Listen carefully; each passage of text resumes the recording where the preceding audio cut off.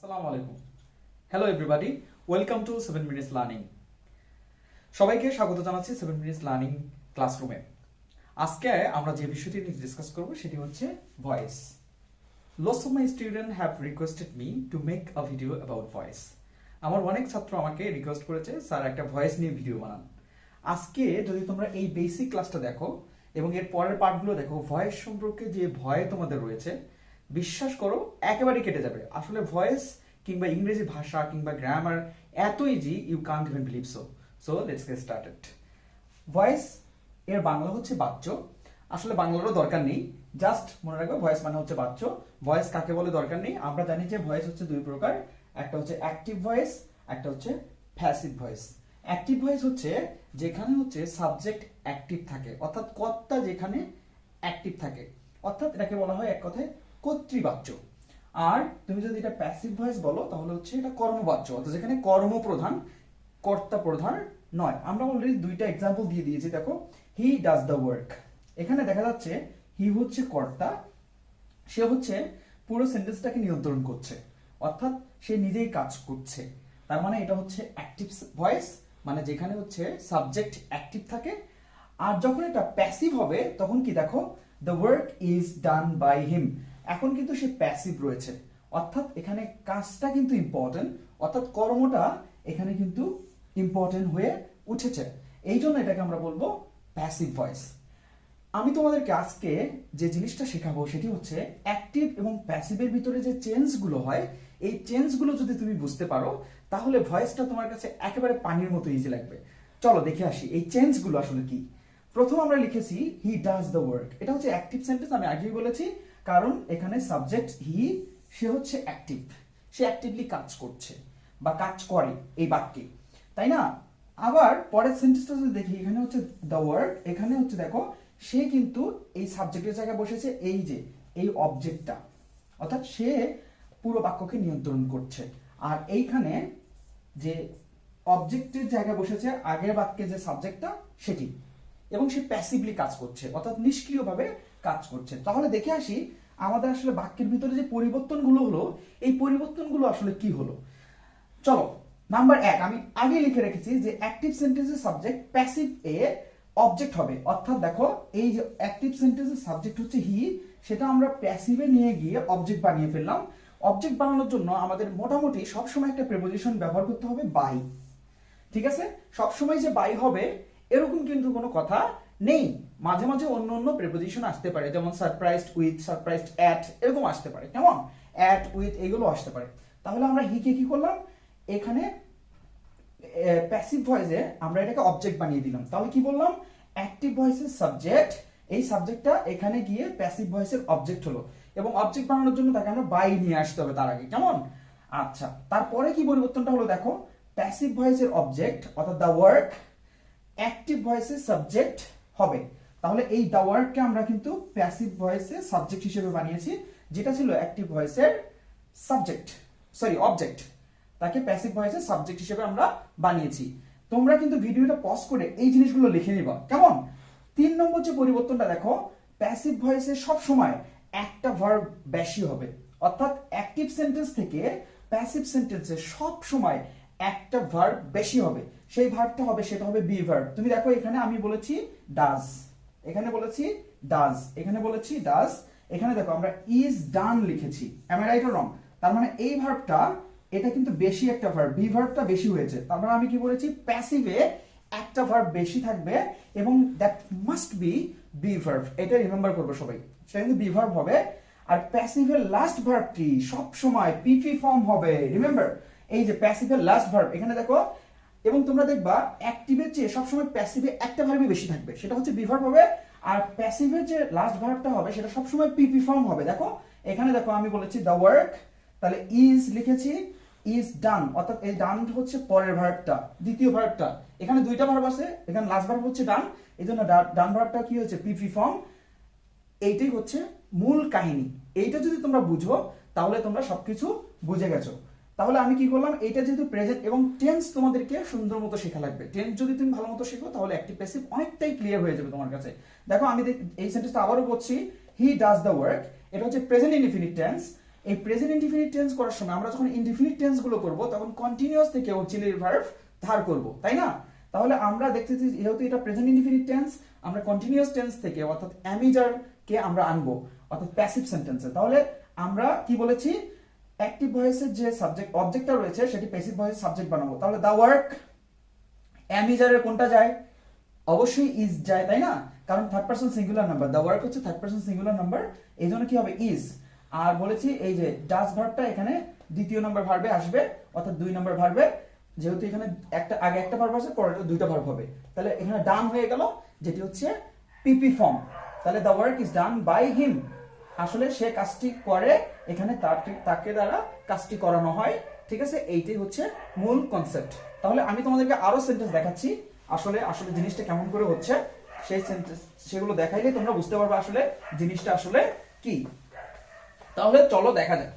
আমি অলরেডি লিখে রেখেছি এই পাশে, দেখো যে am is are, was were, shall be, will be, ঠিক আছে? Am is are, was were, shall be, will be. আমি কতগুলো বাক্য লিখছি, সেই বাক্যগুলো আমরা অ্যাক্টিভ থেকে প্যাসিভ করব, তাহলে তোমরা বুঝতে পারবে। আমি লিখেছি হি ডাজ দা ওয়ার্ক, এটা অ্যাক্টিভ সেন্টেন্স, তাই না? এটা হচ্ছে অ্যাক্টিভ। আচ্ছা, এখানে প্যাসিভ লেখার জন্য আমরা জায়গা রাখলাম। আমি লিখলাম তারপরে সেন্টেন্সটা, সেটি হচ্ছে আই ডু দা ওয়ার্ক, এটা অ্যাক্টিভ সেন্টেন্স, ঠিক আছে? আবার আরেকটা সেন্টেন্স লিখলাম, এখানে একটা সেন্টেন্স লেখার জন্য জায়গা রাখলাম, ইউ ডু দা ওয়ার্ক, এটা হচ্ছে অ্যাক্টিভ সেন্টেন্স, তাই না? আমরা যদি সবগুলো সেন্টেন্সকে প্যাসিভ করি তাহলে কি আসে দেখো। আমি কি বলেছিলাম, আমাদের যে শর্ত ছিল সেটি হচ্ছে অ্যাক্টিভ সেন্টেন্সের অবজেক্ট অর্থাৎ দা ওয়ার্ক কে নিয়ে আসো, দা ওয়ার্ক অবজেক্টকে নিয়ে আসলাম। এখন দেখো এই সেন্টেন্সটা প্রেজেন্ট ইনডিফিনিট টেন্স, যেহেতু প্রেজেন্ট ইনডিফিনিট টেন্স আমাকে অ্যাম ইজ আর কাউকে নিতে হবে, তাহলে দা ওয়ার্ক হচ্ছে থার্ড পারসন সিঙ্গুলার নাম্বার, এজন্য আমাদেরকে কি আনতে হবে, ইজ আনতে হবে।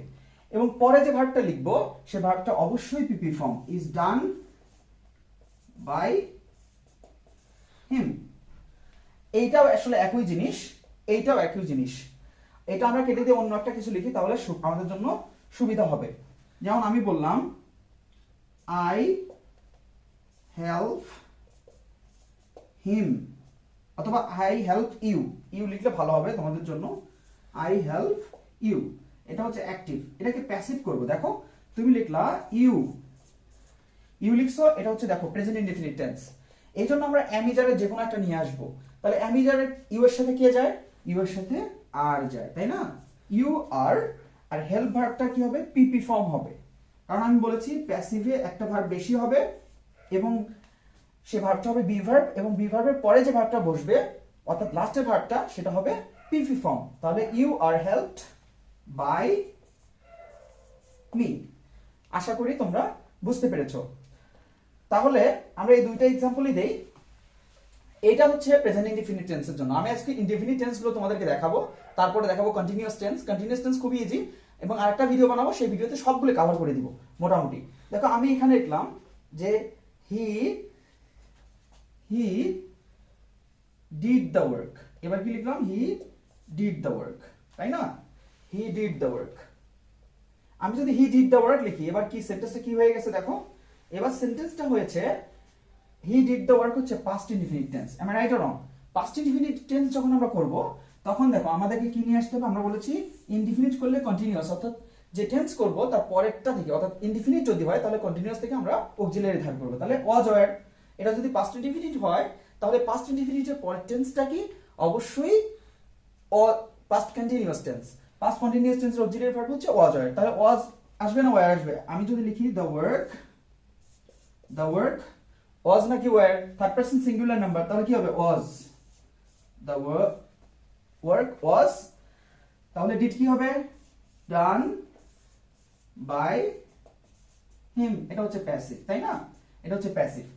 আমি আবারও বলছি সেটি হচ্ছে অ্যাক্টিভ সেন্টেন্সে প্যাসিভ সেন্টেন্সে একটা ভার্ব বেশি হবে, সেটা অবশ্যই বি ভার্ব হবে টেন্স অনুসারে, এবং তার বি ভার্বের যে পরে যে লাস্টের যে ভার্বটা থাকবে সেটা অবশ্যই পিপি ফর্ম হবে। পরের সেন্টেন্স দেখো, আমি যদি লিখি আগের মতো করে, আমি যদি লিখি যে আই হেল্পড ইডি ইউ, এটা হচ্ছে অ্যাক্টিভ সেন্টেন্স এবং হচ্ছে পাস্ট ইনডেফিনিট টেন্স। এখন এটা কিভাবে পরিবর্তন করবা? ইউ নিয়ে আসো, এটা হচ্ছে অবজেক্ট, অবজেক্টকে সাবজেক্ট বানায় দাও প্যাসিভ সেন্টেন্সে ইউ। এবার ওয়াজ হবে না ওয়্যার হবে, ইউ এর সাথে কি বসে? ওয়্যার, তাহলে ওয়্যার বসাও। You were helped by me, তাই না? You were helped by me, এটা হচ্ছে প্যাসিভ। এইটাই হচ্ছে কাহিনী। তাহলে চলো আমরা ফিউচার টেন্সটা একটু দেখে আসি, অর্থাৎ future indefinite tense. Future indefinite টেন্সটাও একই ভাবে হবে। ফিউচার ইনডেফিনিট টেন্সটাও আসলে কোনো কারিশমা নেই, সেটা হচ্ছে একই ভাবে হবে। যেমন তুমি বললা যে হি উইল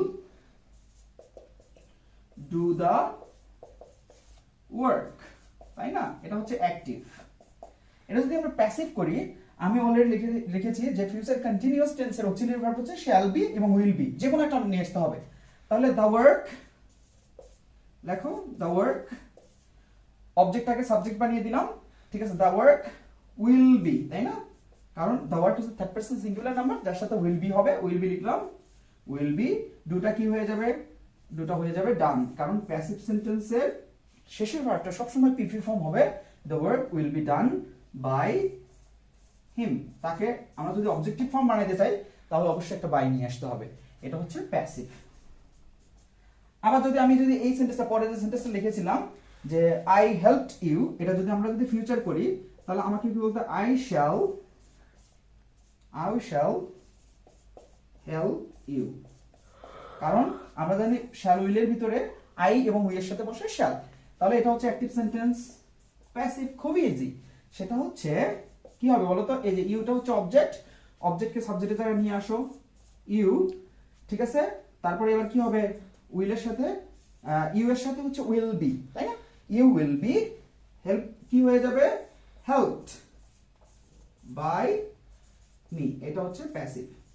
এই হচ্ছে মোটামুটি ডিসকাশন।